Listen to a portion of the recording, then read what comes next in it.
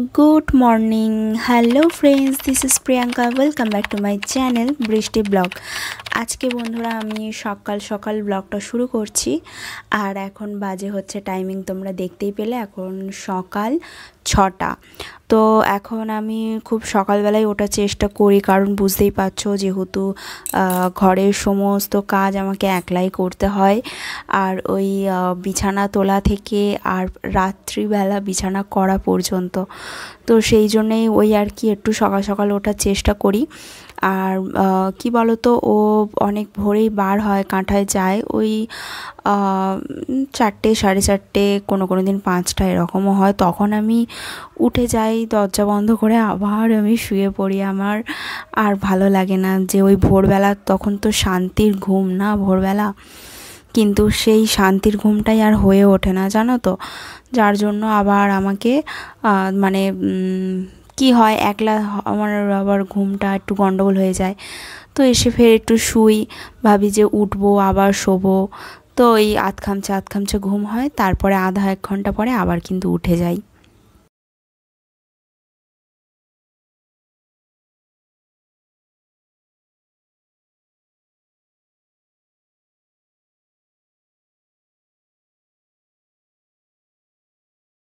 আর কি করব বলো, সকালবেলা তো উঠে প্রত্যেকটা মেয়ে বউদের এরকমই কাজ যে বাড়ির ঘরের সমস্ত কাজ গুছিয়ে ঘর সামলিয়ে তারপরে অন্য কিছু তোমার হাতে যে কাজটা বাঁচবে তো সেই কাজটা করতে হবে।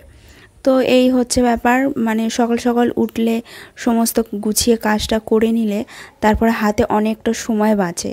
তো সেই সময়টা বাঁচিয়ে কিছু নিজের কাজগুলো করা যায়। যেমন বন্ধুরা, আজকে আমার একটা মিটিং আছে, সেটা হচ্ছে আমি একটা বই করেছি, তো সেই বইটার একটা মিটিং ডেকেছে, তো সেই জন্যই আমাদের মিটিংয়ে বসতে হবে। তো এই হচ্ছে ব্যাপার। আর হচ্ছে আমি হয়তো বেশি দূরে যাব না, আমার পাশেই দিদিদের ওখানেই মিটিংটা হবে। তো সেই জন্য ভাবলাম যে 12টার সময় মিটিং ছিল, তো সেই জন্য ভাবলাম সকালবেলা ঘুম থেকে তাড়াতাড়ি উঠে সমস্ত কাজ গুছিয়ে নিয়ে তারপরে কিন্তু মিটিংয়ে যেতে হবে, 12টার মধ্যে কিন্তু কমপ্লিট করে নিতে হবে। তো সেই জন্যই এই আর কি হুটোপাটা করে সমস্ত কাজ করা। আর মানে আমরা হুটোপাটা করে স্নান করব, খাওয়া দাওয়া করব, আর এই কাজগুলোর যত্ন না নিলে হয় বলো তো? তাদেরকে এত কষ্ট করে বসিয়েছি, আর তাদেরও তো একটা জীবন আছে নাকি, তাদেরকে তো খাওয়া যত্ন সবই তো করতে হবে। তো সেই জন্য না আমি যখন যেরকম পারি তখন কিন্তু সেরকমভাবে আমি ওদেরকে যত্ন নেওয়ার চেষ্টা করি। যেমন ওই বিকেলবেলা একটু চেষ্টা করি, যেহেতু ওই সময়টা হাতে কোনো রকম কাজ থাকে না, সমস্ত কাজ যখন সারাদিন হয়ে যায় তখন কিন্তু আমি ওই বিকেলবেলা টাইমটা খুব সুন্দরভাবে পাই ওদেরকে মানে ট্রিটমেন্ট করার। আর এখন সবাইকে দেখছি খুব সুন্দরভাবে এখন মানে গাছ দিয়ে সুন্দর করে সাজাচ্ছে, আর আমিও ওদেরকে দেখে দেখে এত মানে ভালো লাগে কি বলবো। যখনই বাজারে যাই আমি আর ও গিয়ে কিছু না কিছু গাছ কিনে নিয়ে আসি।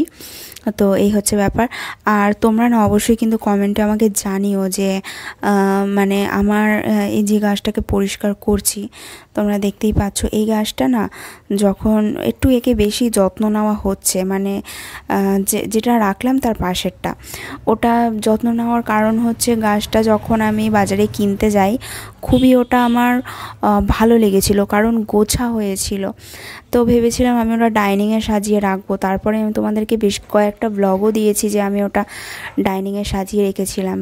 ওনাকে আমি ভালো করে জিজ্ঞাসা করে নিয়েছিলাম যে ছাওয়াতেই গাছটা কি হবে? তো তো উনি বলল যে একটু আলো থাকবে সেরকম হলেও হবে, রোদ না লাগলেও কোনো ব্যাপার না, ঠিক আছে। মানে রোদ যেগুলো সানরাইজ যেগুলো গাছের সুটেবল হয় তো সেটা না হলেও হবে, তোমরা একটু আলোর দিকে রাখলেও হবে। তো এই হচ্ছে ব্যাপার। আমি ভেবেছিলাম যে আমাদের ডাইনিং থেকে তো যথেষ্ট আলো আসে, সেই জন্য তাহলে হয়তো ডাইনিংয়ে রাখলে গাছটা বেঁচে যাবে এরকম। তো কিছুদিন পর দেখছি গাছটা না মানে গ্রোথ হচ্ছিল না, একটা কিছু গজিয়েছিল, তো মানে সরু লিকলিকে হয়ে উঠে তারপরে কিন্তু ওখানে শুয়ে পড়ছে, মানে বারবার হেলে যাচ্ছে। কিন্তু এই গাছে তো ওই লাঠি কুঠি দিয়ে তো আর মানে বাঁধা বুঁধি যাবে না, না, কারণ প্রত্যেকটা গাছ কি সুন্দর স্ট্রং হয়ে দাঁড়িয়ে রয়েছে, ডালগুলো, প্রত্যেকটা ডালগুলো, গাছ না ডালগুলো। তো এই হচ্ছে ব্যাপার। তো সেই জন্য ভাবলাম যে কি করব। তারপরে আমি ওই ডাইনিং থেকে গাছটাকে তুলে এনে ভাবলাম যে না, ও ব্যালকনিতেই থাক।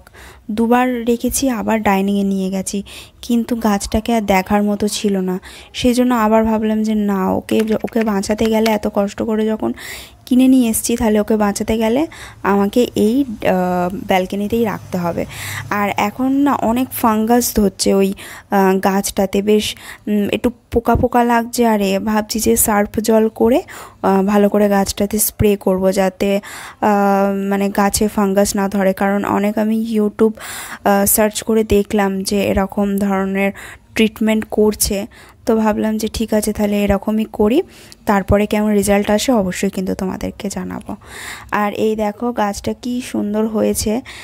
এটা না পরে আমাকে মানে চেঞ্জ করতে হয়েছে, কারণ আমি তো এখন 2-3 দিন পরে আমি তোমাদেরকে ভিডিওটা দিচ্ছি, তার আগে এটা ভিডিও, তো সেটাই বলছি, তখন সুন্দর হয়েছিল। তো যে কোনো গাছ আমি অনেক ইউটিউবারদের দেখি যারা গাছ মানে সুন্দরভাবে যত্ন নেয়, তো তারা কিছু কিছু গাছ খুব সুন্দরভাবে না জলে গ্রোথ করে। আর মানি প্ল্যান্ট, তারপরে হচ্ছে যেই তোমাদেরকে এই ভেলভেট, যেই ভায়োলেট কালারের যে তোমাদের গাছটা দেখালাম, সেই গাছটা কিন্তু আমার কাছে না একদমই সুটেবল হচ্ছিল না ওই মানে জলেতে গ্রোথ করার জন্য। সমানে গোড়া থেকে পচে যাচ্ছে, জানি না, হয়তো জলে ওরা কিছু মানে ভিটামিন টাইপের কিছু হয়তো মিশিয়েছিল, যার জন্য ওদের গাছগুলো এত সুন্দর। তো আমি আর রিস্ক না নিয়ে পরবর্তী কিন্তু আমি টপে কিন্তু ওটাকে ট্রান্সফার করে দিয়েছিলাম, যেটার ভিডিও এই মুহূর্তে নেই, এটা অনেক আগে আমি শ্যুট করে রেখেছিলাম। অবশ্যই তোমাদেরকে নেক্সট ব্লগে আমি দেখিয়ে দেব। তো এই আর কি, তোমাদেরকে প্রত্যেকটা গাছ একটু ঘুরিয়ে ঘুরিয়ে দেখাচ্ছি। আর যে গাছটা দেখালাম ওই গাছটা হচ্ছে নতুন এনেছি। আর এই গাছটা হচ্ছে অনেকটা পাথরকুচি, ছোট ছোট বেগুনি বেগুনি ফুল হয়, হালকা পার্পল কালারের। তো সেটা এখন আমি এখানে রেখেছি, জানি না এটা কখন ফুল দেবে।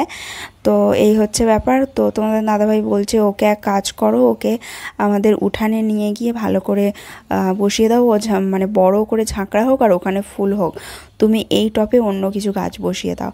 তো ভাবলাম যে ঠিক আছে, আমি ওটা নিয়ে এসেছিলাম অ্যাকচুয়ালি দিদির ওখান থেকে, দিদির ওখানে খুব সুন্দর হয়েছে সেই জন্য।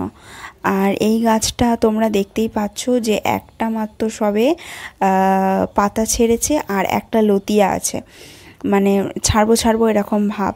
তো ওটা পরবর্তীকালে কিন্তু খুব সুন্দরভাবে পাতাটা ছেড়ে গিয়েছে। আর এইটা কিন্তু খুবই সুন্দর, নিচে তোমরা দেখতেই পেলে আমি কিছু সেই কাঁটা কাঁটা গাছ বসানো রয়েছে, ওটাও কিন্তু প্ল্যান্ট।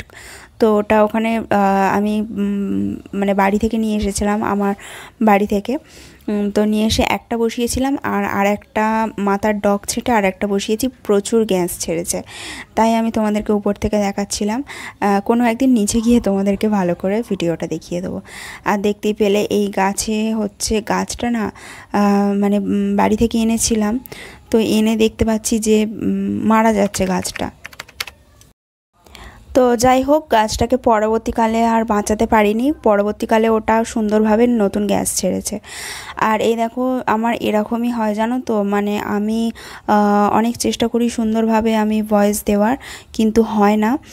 পরবর্তীকালে গিয়ে আমাকে ফের ভয়েস ওভার দিতে হয়। তো ওখানে আমি বেশ কিছু কথা বলেছিলাম, যেটা তোমাদেরকে বলছিলাম যে বন্ধুরা এখন 11টা বাজে আর আমার সমস্ত কাজ হয়ে গেছে।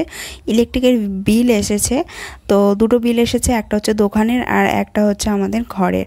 তো ঘরেরটা খুবই কম, দোকানেরটা একটু বেশি, সামান্য একটু বেশি। তো এই হচ্ছে ব্যাপার। তারপরে তোমাদেরকে সমস্ত কাজ দেখিয়ে দিচ্ছি। আর এইটা ভেবে দেখো না, মানে ভেবো না যে আমাদের ছাদ ফুটো হয়ে গেছে আর বৃষ্টির জলগুলো ঝরে ঝরে পড়ছে। আমি ভালো করে না মুছে নিয়েছিলাম, রান্নার পরে রান্নাঘরটা না মুছলে আমি একদমই থাকতে পারি না। আর যেহেতু এখন আমাদের কোনো কিছু কমপ্লিট হয়নি না, তার জন্য মানে না মুছলে প্রচণ্ড বাজে হয়ে থাকে। তো সেই জন্য আমি এই মুছে নিই। তারপরে মাদুরটা পেতে ভালো করে লক্ষ্মণ রেখা আমি টেনে দিয়েছি, কারণ প্রচণ্ড পিঁপড়ে হয়েছে। তো রেখে দিয়ে তারপরে ভাত তরকারি ওইগুলো ওইভাবে রেখে দিয়েছি, দিয়ে আর সমস্ত কাজ গুছিয়ে আমি এখন চলে যাচ্ছি হচ্ছে দিদিদের এখানে। তার কারণ হচ্ছে তোমাদেরকে বলেছিলাম 12টার সময় মিটিং আছে, সেই জন্য আর ওগুলো খাবারগুলো ভালো করে গুছিয়ে রেখে দিয়েছি। ও যখন কাজ থেকে আসবে তখন কিন্তু ও বেড়ে খেয়ে নেবে, কারণ ও জানে আজকে আমাদের মিটিং আছে। আচ্ছা, তোমাদেরকে একটা কথা বলি, তোমরা কি এবারে বুঝতে পারছো যে কোনটা আমার ব্যালকনি আর কোনটা দিদির ব্যালকনি? হ্যাঁ, নিশ্চয়ই বুঝতেই পারছো। তার কারণ হচ্ছে ওই ব্যালকনি থেকে আমি এখানে অনেকবার উঁকি মারতাম আর তোমাদেরকে দেখাতাম, কিন্তু আমার দিদিদের ব্যালকনি থেকে আমি তোমাদেরকে কোনো রকমভাবে দেখাইনি। তো যাই হোক, তোমরা দেখতেই পেলে। আর এই দেখো ম্যাডাম চলে এসেছে, তো ইনি এখন মানে ট্রেনিংটা নেবে। তো এই হচ্ছে ব্যাপার। আর একটা গুড নিউজ আছে, সেটা হয়তো তোমাদেরকে পরে বলাটাই ভালো। তো যাই হোক, এই দেখো আমি আমার রুমটাকে টাটা দিয়ে আমি এখন চলে যাচ্ছি ছুটে ট্রেনিংয়ে বসতে। তো এটা যেহেতু খুবই সুবিধা হয়েছে বন্ধুরা বাড়িতে ট্রেনিংটা নিয়ে, তার কারণ হচ্ছে যদি এটা অঞ্চলে ফেলতো বা মানে বুঝতেই পারছো পোস্ট অফিস যাই হোক, এটা এখন এই থাক, পরে তোমাদেরকে কোনো দিন একদিন বলবো।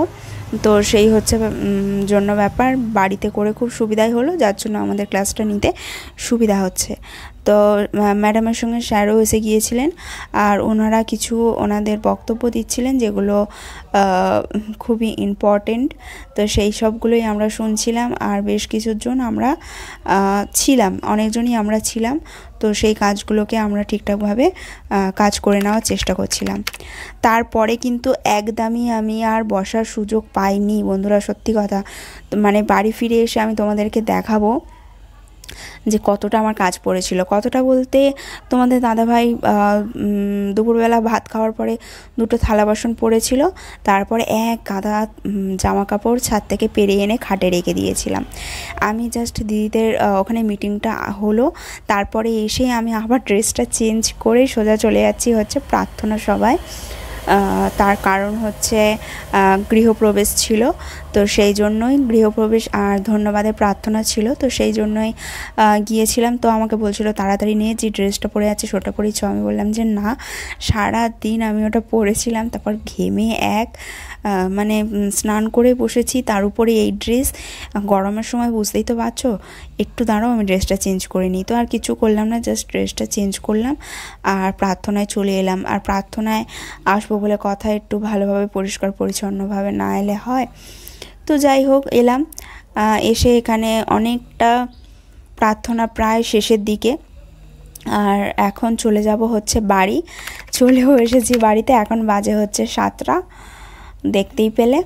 আর এখন কি হয়েছে জানো তো, দুপুরবেলা ওই আমাদেরকে টিফিন দিয়েছিল, তো টিফিন দিয়েছিল সেটা হচ্ছে রোল দিয়েছিল, তো আমি খাইনি সেটা। আমি এখান থেকে এইটুখানি আমার বাড়িতে গরম গরম ভাত রান্না করেছি, আর টিফিন দিচ্ছে, ঠিক আছে ওটা আমার রাতে স্ন্যাক্স হয়ে যাবে, কিন্তু আমি তো টিফিনে তো এখানে আমার ভাতটা খেয়ে নিতে পারি না। আর দুপুরবেলা সত্যি কথা বলতে তো বন্ধুরা, স্কুল কলেজ যখন করতাম তখন ওই মুড়ি খেতাম কিংবা বাড়ি থেকে টিফিন নিয়ে যেতাম, ওটাই খুব বেটার ছিল। কিন্তু এই বাড়িতে বসে তারপর বিয়ের পরে একদমই এই ভাত ছাড়া না আমি থাকতে পারি না। তো যাই হোক, দুপুরবেলা ভাত না খেয়ে এসব রোল টোল তো একদমই মানে দূরে দূরে। তো যাই হোক, এগুলো রেখে দিয়ে তারপরে আমি কিন্তু ভাত খেয়ে চলে গিয়েছিলাম মিটিংয়ে আবার। তো সেই জন্য দুটো রোল থেকেই গিয়েছিল। আর এই দুটো প্যাকেট দেখতে পাচ্ছ, এই প্যাকেট দুটো কিন্তু প্রার্থনা সভা থেকে নিয়ে এসেছিলাম, ওখান থেকে দিয়েছিল। তো বুঝতেই পারছো এত টিফিন, তো এত টিফিন কাজে লাগবে না। এই টিফিনগুলো একটা কিছু খাবো আর ব্রেকফাস্টের জন্য রেখে দেবো, সকালবেলা খেয়ে নেবো। আর জামা কাপড় অতই দেখতে পেলে, যে জামা কাপড়গুলো আমি হচ্ছে তোমার এনে ঢিপি করে রেখে দিয়েছিলাম, সেগুলো আর তোমাদেরকে তো বললাম ভাঁজ করার টাইম ছিল না। তো ওখান থেকে এসে আমি থালা বাসনটা ধুয়ে নিয়েছিলাম, অনেক সন্ধে হয়ে গিয়েছিল, তো সেই জন্য ভাবলাম যে এঁটো থালার বাসন আর ফেলে রাখবো না, ধুয়ে নিয়েছিলাম। ধুয়ে নিয়ে তারপরে কিন্তু এখন বসে বসে এগুলো ভাঁজ করব। আর হচ্ছে তোমার এখন একটু টিফিন করে নেবো, তারপরে এগুলো বসে বসে এখন ভাঁজ করব। তো চলো।